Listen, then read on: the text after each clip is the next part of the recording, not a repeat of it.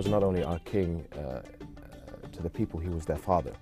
For me, it was the other way around also. He was my father, but he was also my king. I mean, we all grew up under his guidance. I mean, Jordan for almost 50 years was ruled by this remarkable man, and to have that vacuum, it wasn't until sort of 4 or 5 months later that you could start to see the light at the end of the tunnel to try and bring people together and know what path Jordan needed to go down, which was really just continuing on his late Majesty's legacy.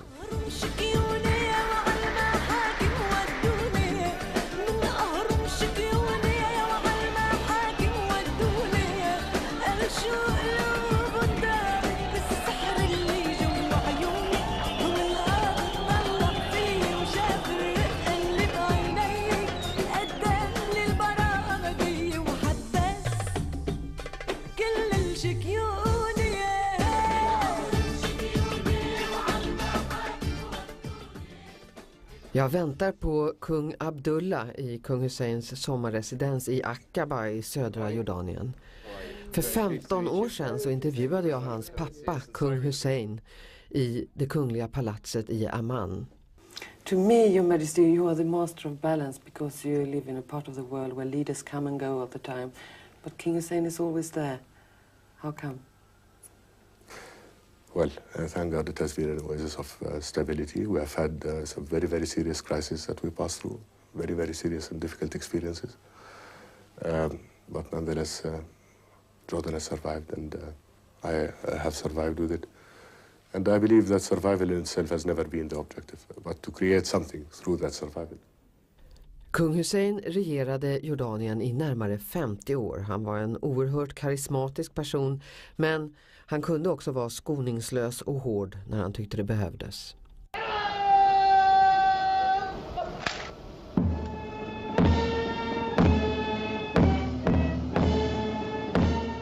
Många av världens stora hedrade kung Hussein när han begravdes för knappt 4 år sedan. Han var då den statsman som hade regerat längst i hela världen. Alla tog för givet att det var Husseins bror kronprins Hassan som skulle ta över. Men på sin dödsbädd så överraskade kung Hussein alla när han istället utsåg sin äldste son Abdullah till tronföljare. Det sades att prins Hassan hade gjort bort sig genom att tala illa om kungafamiljen och att hans hustru redan hade anlitat personal för att nyinreda palatset, något kung Hussein tog mycket illa vid sig av. Abdullah var en då 37-årig militär utan märkvärdigare rykte, och han bemöttes med stark skepsis både av sina landsmän och från resten av omvärlden när han tillträdde som ny kung av Jordanien.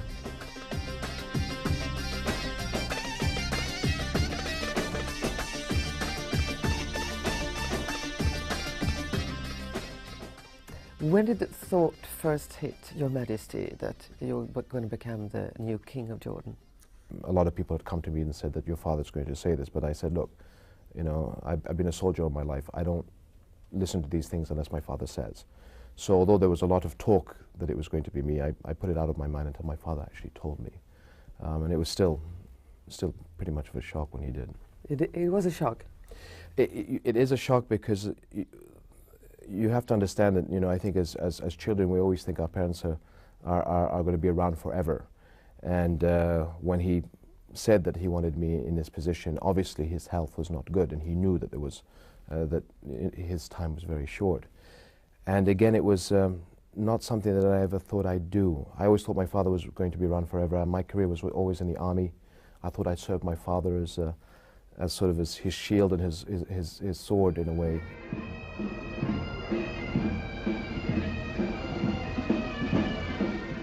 I think what was on our minds, first and foremost, was the health of King Hussein. We were so worried about the deterioration in his situation that it was very difficult for me to really focus on the issue of, you know, my husband's future, etc. So it was a very, very, very sad time. And afterwards, I think it was just the daunting task of running a country, the huge responsibility, that all began to settle in. Jordanien ligger inklämt mellan Israel, Syrien, Irak och Saudiarabien, och landet påverkas förstås både av konflikten mellan Israel och Palestina och av USAs krig mot terrorismen. Den 11 september 2001 så var kung Abdullah på väg till USA. I was on an airplane on the way to the United States. We were close to Nova Scotia, And reports started coming into the aircraft. My brother came to me and said, there's a problem. We weren't sure. I had heard a bomb had gone off in New York. I called the American ambassador to try to get more information. He wasn't too sure. My wife then called me and said, turn around. It's not worth going to the States now. They won't, they can't accept seeing you in the United States because they're going to be so busy. And I said, but a bomb has gone off. He said, no, you don't understand. A plane has gone into one building, has gone into another. And so it began to dawn on us that there was something very dramatic. I went to the cockpit and we listened to BBC World Service. And then we began to realize the enormity of the problem. And a lot of people think that the greatest, a lot of Westerners, I should say, think that the biggest threat to world peace today are the Muslim fundamentalists. What is the biggest threat according to you? Well, we have to be very careful of understanding what the problems are. This is not a clash between East and West. It is not a clash between West and Islam. What it is a clash inside Islam. Unfortunately, these extremists have been allowed to set up a global network. It started, to be quite honest, with support from some Western countries, because in those days, you've got to remember, that the West thought through Afghanistan they could hurt the Soviet Union. And so there was a lot of support given to this particular part of extremism to flourish. Now, in our religion, nobody condones terrorism. Everybody stands against it, but this particular sect have been able to turn the Quran and the teachings of God 180 degrees to allow the killing of innocent people. Now, all of us were seeing this in the Middle East. We're all very frustrated, very angry. His late Majesty was amazed that this was being allowed to happen. But we couldn't really challenge it. Now, after 11th of September, it's not the United States, we're joining the United States. United States and the West are actually joining us now to fight this extremism. So what is Your Majesty's attitude towards other Arab countries that are more fundamentalistic? Well, if there's any people out there that support this element, I think this is a danger not only to the international community, it's a danger to the very foundations of Islam, and as a result, a danger to all Muslims and Arabs. And but what can you do? Well, I think the international community has to cut off the finance. Wherever you go in the world, you will see this type of teaching, if we can describe it as that. It's a global apparatus. 11th of September is not linked to the Israeli-Palestinian problem. But if you don't solve the Israeli-Palestinian problem, this organization will use that as their #1 call to bring in people to their cause. If we can solve the Israeli-Palestinian problem and the Israeli-Arab problem, then our fight against extremism will be almost over. You give us the biggest weapon to be able to put these people away.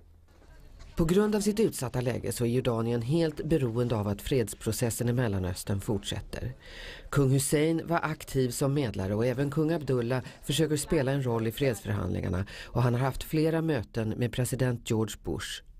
All the meetings I've had with George Bush have been excellent. He has a clear understanding of what is needed in the Middle East, and I am optimistic, as difficult as the situation is on the ground, that we will come to solve the solution sooner rather than later, and simply because this has been a political problem that has devastated the area for 35 years.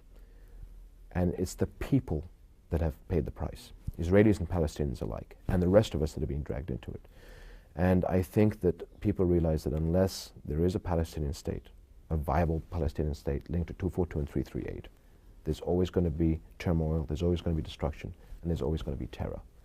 And so, are we going to spend another 10 years going around in circles, or we're going to put our foot down and say, look, there will be a Palestinian state, but at the same time, Arabs will have to accept Israel as part of the neighborhood.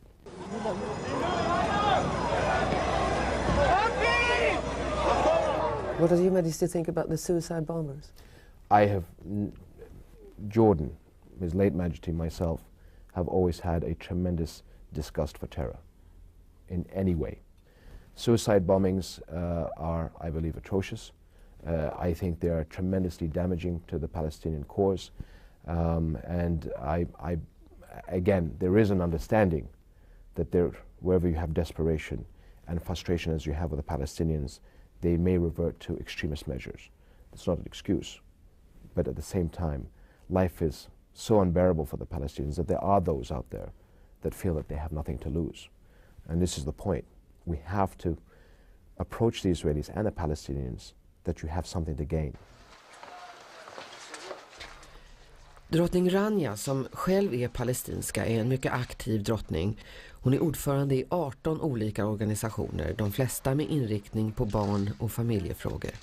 If there had been some more women among the leadership in the Middle East, do you think that the chance of peace would be closer? I do, because women have a very clear perspective on issues. One thing that I've been looking at during this process is there has been so much focus on the politics but not enough focus on the people. And at the end of the day we want a peace for the people themselves. So we want to alleviate the suffering of the person on the street. And I think women more than anybody else are very understanding of that. They want a better future for their children. They want to make sure that their children can go to school and come back safely, that their husbands can go to work and come back safely. Just having that simple understanding, I think, will go a long way in putting things into perspective for our leaders. So would Your Majesty think of playing a more active role in this peace process? No, that's not really. I think it's the people involved that should be playing this role, both the Palestinians and the Israelis. But as a mediator? Well, Jordan has always been a mediator. King Abdullah is playing a very active role in that process, and but will could continuously. That be something? Well, I view myself and His Majesty as a team, and anything that we can do to further peace in our region, we are more than willing to do, because I think it's not just peace for the Jordanians, for the Palestinians and Israelis, but it is peace for the whole world. Jordanien är både modernt och uråldrigt på samma gång. Kungen har stor makt, det pågår en demokratisk process men det råder inte någon demokrati i vår mening. På gatan är blandningen mellan det genuint arabiska och det västerländska väldigt påtaglig. Sen kung Abdullah kom till makten så har han framförallt satsat på att försöka modernisera landet genom att satsa på utbildning och datorer. What does Your Majesty have in common with Elvis Presley? Elvis Presley, I liked his music. In the old days I used to go, I still do, in disguise around the cities to check on how government officials are treating people. If there's a problem in a certain part of government bureaucracy, whether it's civil service, hospitals, municipal centers that deal with the people. I like to go into disguise in areas where I hear there are problems to see how the civil service treat the people. But how does that work? I think that's very unusual for a head of state to walk around undercover.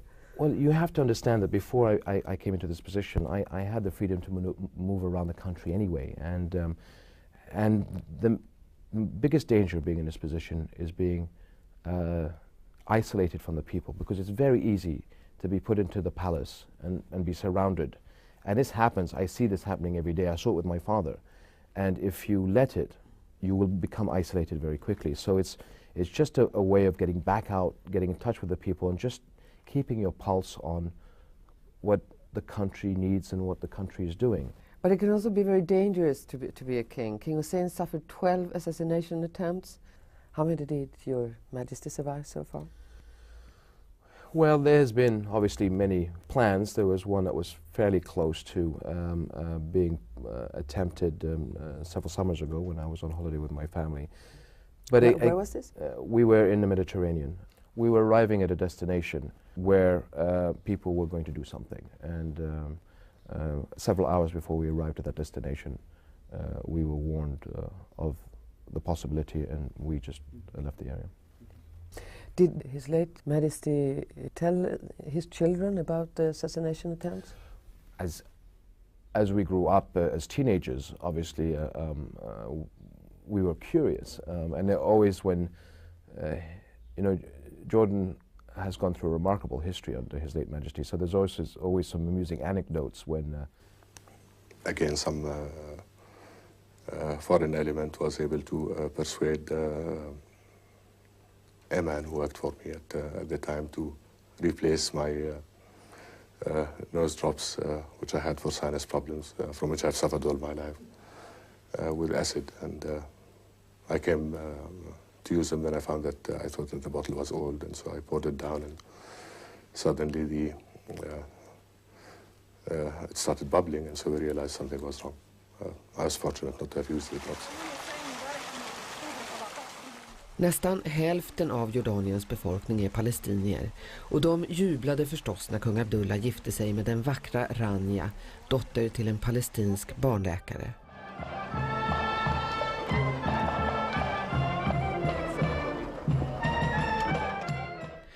De har blivit ett av världens mest omskrivna kungapar och med sin perfekta engelska är de också populära och flitiga gäster i amerikansk tv bland annat.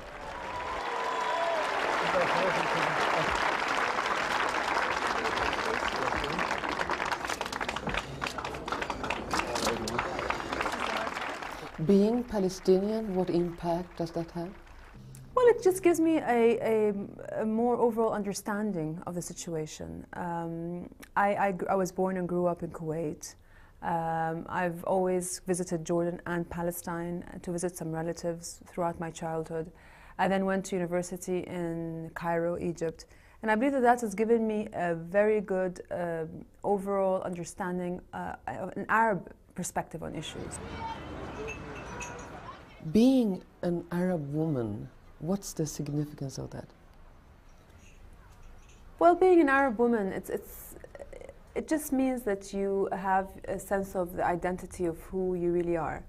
I believe that the Arab woman today has the same aspirations and hopes and desires as other Arab women, but as other women in the world. But with certain characteristics, you know, we really do emphasize very much on tradition, on family values, on really keeping the family intact. The habit of using a veil, for example, that is looked upon from the Western world as a sign of suppression of women? I believe from the Western eyes, as you mentioned, people look at the veil as a sign of oppression or backwardness, and they think that women who don't wear the veil are modern and progressive, when that is not the fact at all.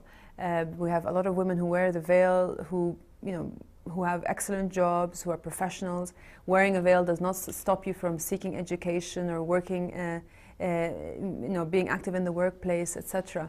We really cannot reduce the whole identity of an Arab woman to an article of clothing. There's much more to the Arab woman than how she looks and what she wears. But I mean, a veil which shows the face, it's fine. But that kind of veil that they use in Afghanistan and that you can see not very much here, but you can see when you only can see the eyes, it's difficult to understand the meaning of that. Well, in Afghanistan, the difference is that women were forced to wear the veil. Here in Jordan, we believe that women have to be given the choice. They make that decision for themselves, how they want to dress. I do not believe that it is right for a state to impose on the citizen how to get dressed, and this is the situation that we saw in Afghanistan. So as I said, as long as this is done out of conviction, out of choice, then it is a choice that we have to respect. Jordanien är ett av de länder där det förekommer så kallade hedersmord och där förövarna bara döms till några månaders fängelse. Kungen har tillsatt en speciell kommission för att komma till rätta med det här problemet, men än har lagarna inte ändrats. The last couple of months there have been 4 Jordanian men sentenced to between 3 and 6 months of jail for having killed their wives. What's your reaction to that? It is a cultural issue, for example. It's not a religious issue. People in Jordan still don't understand crimes of honor and the difference between them and crimes of passion.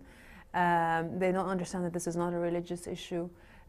I think education and really bring the facts out to the average Jordanian will make sure that they will take a more proactive role in this issue and try to work hard to change some of these laws. It's a democratic process. It is the people who have to, at the end of the day, have a consensus on this, and that's what we're trying to reach. So right now there are between 30 and 40 women in jail, not because they've committed a crime, but because they're afraid to get killed, or their husbands or relatives. Is there anything you can do to help these women? Well, we have a shelter. We're opening a shelter. I have a child abuse shelter for children who have been abused and have to be removed from their homes. And similarly, we're going to have a shelter for battered women. So women who are subjected to any form of abuse will be housed in that shelter to keep them protected and safe.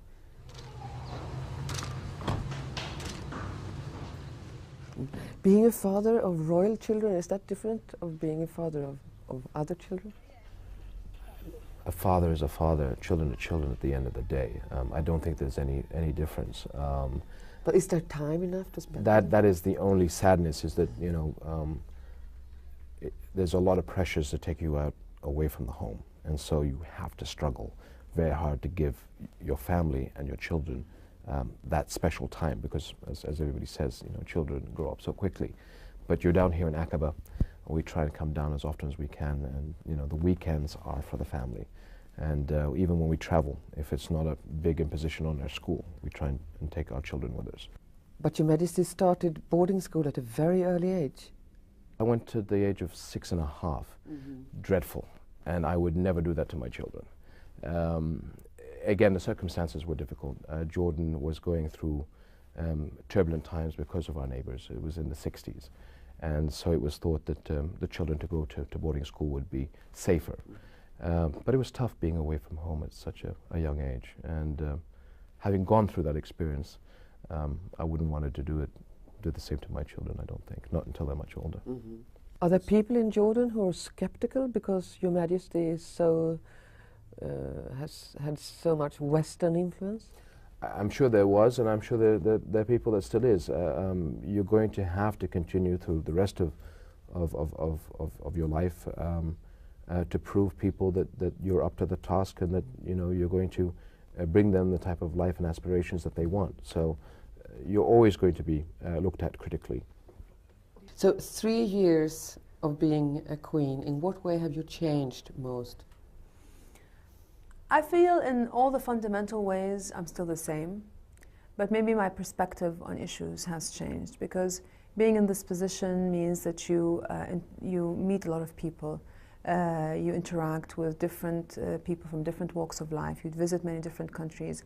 So it really gives you a more comprehensive perspective on issues, really makes you realize what's important and what really isn't, and that a lot of times you shouldn't take things at face value. You should always listen to both sides before you make any judgment on anything. And really to as a person, I mean, are you more afraid to be just natural and act out any kind of aggression or? Not at all. I mean, I think, in fact, you know, you start to hold on to these, you start valuing these things even more, being yourself. Because you realize that there are many things around you that might prevent you from doing that. So you actually have to fight to really stay the way that you are and be as comfortable. You know, preserve that zone of privacy for yourself. The classic question, how is it possible to be so active and at the same time mother 3 children? The trick is to have a great team around you. You can't do it all yourself. Okay. You surround yourself with people who are professional, who are smarter than you are, because it's the only way that you can learn and grow. Would you wish to spend more time with the kids? I always wish to spend more time with the kids, and no matter how much time I do spend with them, I always feel like I need to be doing it more. Tomorrow is the anniversary of your wedding day, 9 years. Yes, it's our 9-year anniversary, and we're looking forward to the 10th, because that's a big one. It flew past so quickly. I mean, it shocks me that it is 9 years already. The most common argument in a Swedish household is over household duties. What would be the most common argument here? I'm not sure. I mean, we don't really argue on very many things. I think after 9 years, you really find that you achieve that balance where certain things are his domain, like the TV and the remote control, that's him. And other things are my domain, like the running of the household, for example. So once you achieve that division of roles, then you find that there's not much to argue about.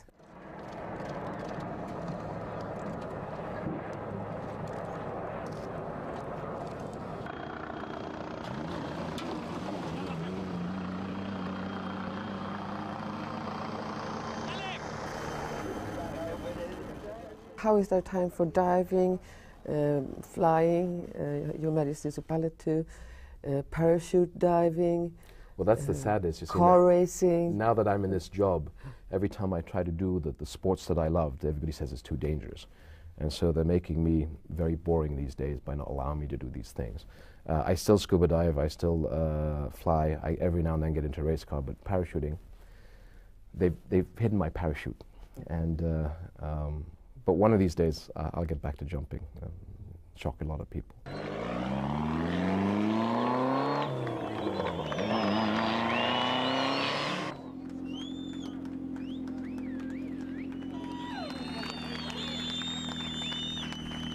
My father said to me, maybe about 6 months before he passed away, he said that I was always very rough on you because I had a hard time in the army because there were those that were senior to me that didn't want me to succeed, seeing me as a threat.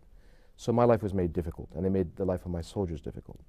And my father could have stepped in, and I never knew that he knew this was going on. And it was just before, a few months before he passed away, he says, you know, I feel that sometimes I've let you down because I knew you had a rough time. And I could have stepped in. I knew what they were doing. But I didn't because I wanted to see what you were made of. I was just so happy that my father actually knew and appreciated the, you know, the 20 years of very rough life, that he actually knew what I'd gone through. And today, 3 years later, does Your Majesty think that you managed to fill his shoes? I hope that my father's proud of me.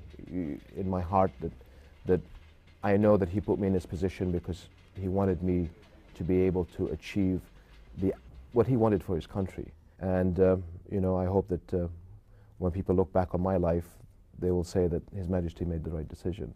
And so that's a tremendous incentive for me to continue to work very hard to prove my father right, I guess, at the end of the day.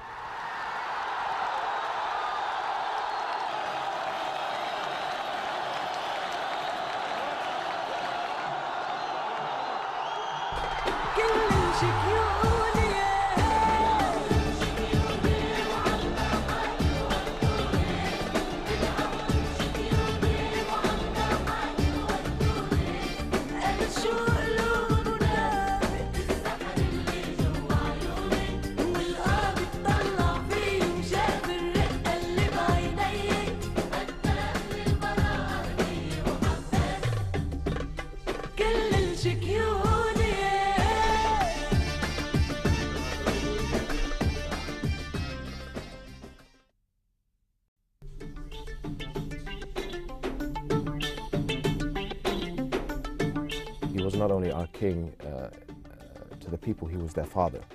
For me, it was the other way around also. He was my father, but he was also my king. I mean, we all grew up under his guidance. I mean, Jordan for almost 50 years was ruled by this remarkable man, and to have that vacuum, it wasn't until sort of 4 or 5 months later that you could start to see the light at the end of the tunnel to try and bring people together and know what path Jordan needed to go down, which was really just continuing on His late Majesty's legacy.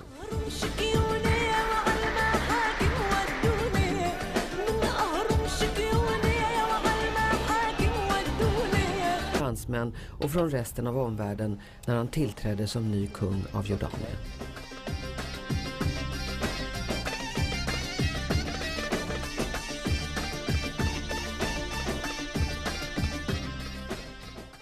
When did the thought first hit Your Majesty that you were going to become the new king of Jordan?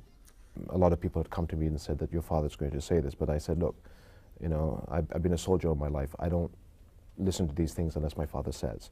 So although there was a lot of talk that it was going to be me, I put it out of my mind until my father actually told me. And it was still pretty much of a shock when he did. It was a shock? It is a shock because... Många av världens stora hedrade kung Hussein när han begravdes för knappt 4 år sedan. Han var då den statsman som hade regerat längst i hela världen. Alla tog för givet att det var Husseins bror kronprins Hassan som skulle ta över. Men på sin dödsbädd så överraskade kung Hussein alla när han istället utsåg sin äldste son Abdullah till tronföljare. Det sades att prins Hassan hade gjort bort sig genom att tala illa om kungafamiljen och att hans hustru redan hade anlitat personal för att nyinreda palatset, något kung Hussein tog mycket illa vid sig av. Abdullah var en då 37-årig militär utan märkvärdigare rykte och han bemöttes med stark skepsis både av sina Hussein is always there. How come? Well, thank God it has been an oasis of stability. We have had some very, very serious crises that we passed through, very, very serious and difficult experiences. But nonetheless, Jordan has survived, and I have survived with it. And I believe that survival in itself has never been the objective, but to create something through that survival. Kung Hussein regerade Jordanien i närmare 50 år. Han var en oerhört karismatisk person, men han kunde också vara skoningslös och hård när han tyckte det behövdes.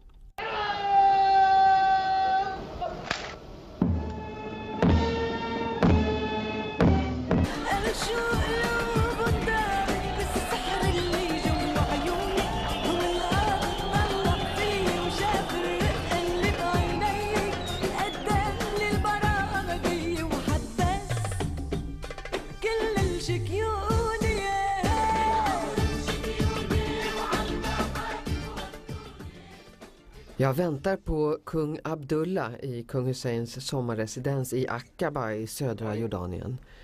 För 15 år sedan så intervjuade jag hans pappa, kung Hussein, i det kungliga palatset i Amman.